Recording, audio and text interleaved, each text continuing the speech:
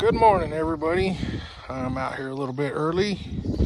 Going to show you a few things that I've been doing to the 96 frame so I can get it ready to set my 53 body on there. So first thing I want to talk about is right here is the heat shield for the muffler. It normally sits right over here in this area, from here all up here, here, and then right here. So the bolt locations are here, right here. Then you got these two studs that go through those two holes in the middle of the heat shield, and then one here and one here.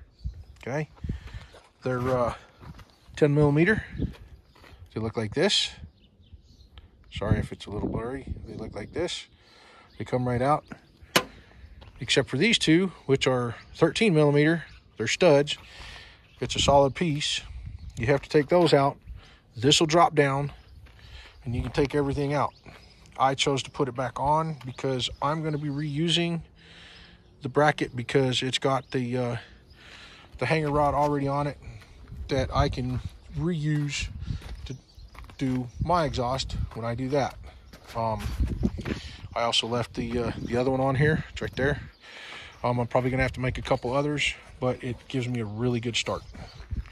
The other thing I'm gonna do is I'm gonna talk about, if you see here, I removed that smog emission stuff. Had 3 mounting points, one here, one here, and one here.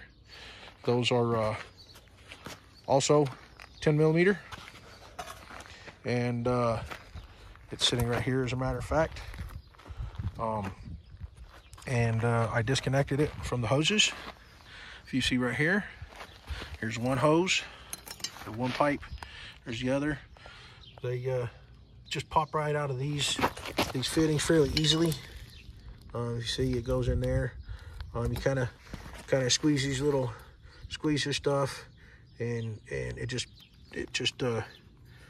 just pop right out, so you don't have to worry about it. Also disconnect your wiring piece plug from there. Mine was old and brittle, so it just broke right out. Just get rid of it. Yeah, that's if you want, or you can abandon it all in place and just leave it there and not even worry about it. As well as the tubes.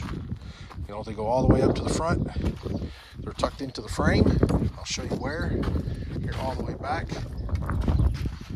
It starts up here, right here. There's a little plastic thing right here that holds brake lines and those tubes. Comes down. You'll have to remove this. You have two 8 millimeter sheet metal screws, and you have two 8 millimeter machine screws. You'll need to pull this off because you got one of those plastic brackets here, one of those plastic brackets here that look pretty much just like that right there. One tube goes in there, which is the one that comes from the front and goes to the back. And I'm removing the brake line right here because I'm redoing it. So you've got a hard plastic one right here, and you got more here. Then you've got one right down in here. I don't know if you can see it very well. It's an absolute nightmare to get to. So you're gonna have to take the tank loose right here. Take these bolts out underneath here and slide the tank forward a little bit so you can access where this one and where this one are at. Get your 8 millimeter socket, because all of those little plastic brackets are held on by a machine screw that looks like this. You do that and everything will be fine. You also have, after the two in the gas tank here and here, you're gonna have one underneath here, and then you're gonna have one here and here underneath. There's one spot here and one spot here. You're also gonna have another one of these hard plastic pieces that's gonna be right in here. It's just kind of free floating.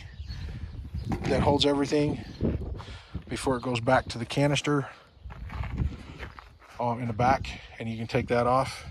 I reused the little body tab piece like this. I reused that over here at the fuel pump or fuel filter, and I'll explain why right now. It if you notice here, there is an 8mm screw here, and this one has one of the 8mm machine bolts on it. This is actually underneath. This plastic piece is held on by a stupid rivet that's about the size of a quarter. Maybe not quite, but almost. You drill the head out of that, pop the old rivet piece out, so you can pull this plastic piece out and pop your tube off of it. When you're doing this, make sure you use WD-40 or something on all the pieces. I'll show you why here in a second, because being that these are 96 vehicles, the plastic is no longer quite as bendable as it was before. So this is what the piece looks like right here. They have these little tabs right here. They're supposed to bend. They don't really bend very easily. Kind of like me, you know, old and brittle and crusty. So, but they bend and they pop right out if you put some sort of go juice on it, WD, something like that. If you see here, this one kind of actually broke, which if you're getting rid of them, that's fine. Don't worry about it. But it has your brake lines run through it, and your fuel line runs through it as well. So you can take those out, get rid of them, or in my case, I'm reusing the locations from the factory so I can keep the fuel lines, and so I can rerun my brake lines, and it keeps everything nice and clean out of the way. You don't have to go buy extra parts, you know, tubing holders and things of that sort. They're you know, get those out of the way, or you can abandon them in place. Either way, it doesn't really matter, but it's just a big help later. The other thing I did was I went ahead and I took the motor mounts out right here. There is most definitely, for those that don't know, there's a right side, there's a left side. They're not interchangeable. You can't swap them around. There's a locator pin on there. It goes down here in your motor mount piece, and it goes on there, held on by a single 18mm nut on the bottom. There is a difference between the two, by the way, on how to get to them. I will show you that right now. So on the passenger side, there is 2 holes in the frame, because you're gonna kind of have to come up through the frame to get to it. So you see this hole here and this hole here. You need to take an extension, 6-inch extension with your 18mm short socket on it, to get up to that location right there where you can see the washer spot was, so you can access it and take that nut off. Okay, it's kind of a pain in the butt, but if you know where it's at, it's not too bad. And the other thing is, but it does not have that same setup on the driver's side, if you can see right there, but it does have the same 18mm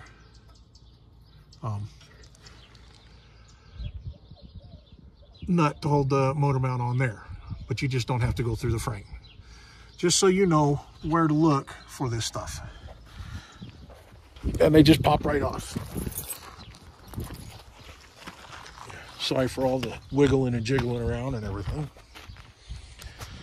So that's what I'm doing there. I opted to keep some of these factory grounding straps. They'll come in handy when I'm putting the truck back together. So if you want to keep them, by all means do. They do help. One of the other things I'm going to show you is, I had mentioned before, is the anti-lock brake stuff. So in my case, I'm not using it anymore. So right here, this is what your sensor looks like in your front rotor. It's held on by a another 8mm machine bolt. right here, okay? And there's a separate bracket right here. That is mounted to this point right here with this screw. That's also 8mm. Take those off. You're gonna have some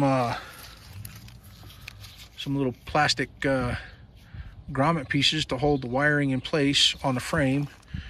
Right here, right here, right here. On both sides. They're a pain in the butt to get out. That's what it looks like right there. I was able to pry them out, just kind of wiggle them out, and they just pop right out. Some of them are more of a pain than the others. The location for that sensor is right there. So this piece right here goes right in there.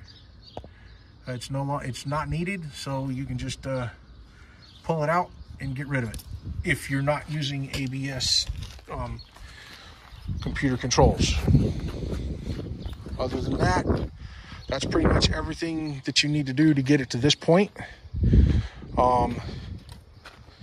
And I will get ready to start on the actual frame modifications with the body mounts and the changing of those, removal of those, and the marking of the frame horns here to start doing your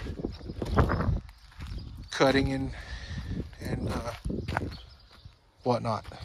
So as soon as I get started on that, I will be doing that, and I will also be setting the my mock-up engine and transmission in, so I can get my location for my cross member, where it's going to need to sit, you know, for the mount, and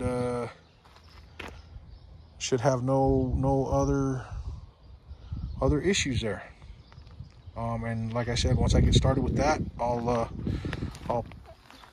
put up another video of the progress and show you guys. Oh, one really quick note. So on those two tubing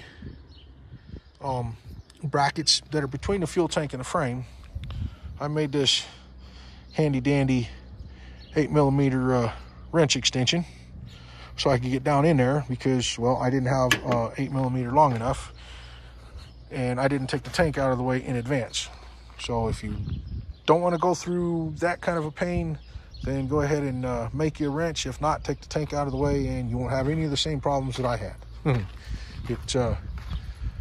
Sometimes, even when you think you know what you're doing, you learn a few things.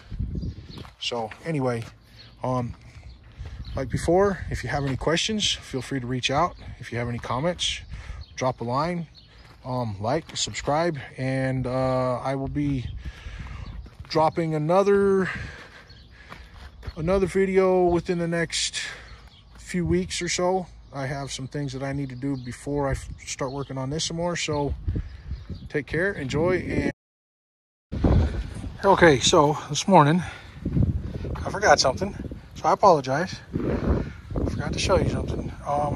When I was doing the frame, I had taken off my the isolators on the body mounts all the way across. There's one still there. I'm going to show you here in a second, but they're all off.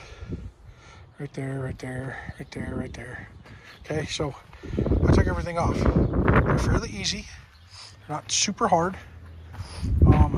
The easiest way to get them off, if you look really close, up inside there, there's this little like press-in keeper thing. That piece of sheet metal. It's kind of a pain in the ass, but they come out fairly easily.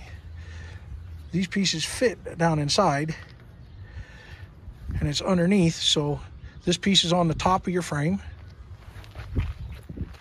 like this one here, and the smaller piece is on the bottom, and it comes up through. Okay, and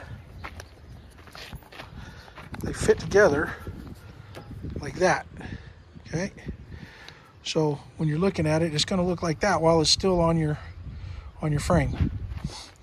I used an old piece of like 3/4 inch stainless rod. You can use an old junk 1/2 inch extension of some size, it doesn't matter, but you can put it down inside like so.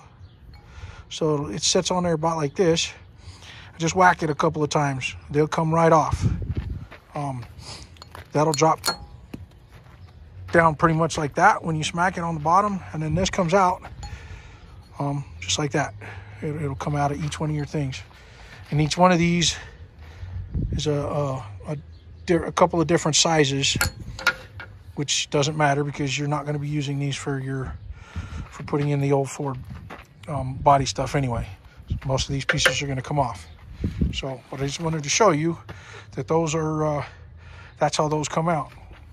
The only difference is, if you look here on my front horns, see that nice shiny stuff right there, right here. The front ones with the studs did not want to come out, so I broke loose with the trusty Sawzall. I cut the suckers off. They didn't put up much resistance, and then they came apart pretty much like the rest of them did. But that's how you get those apart. Just take and one piece is underneath, the other piece is on top,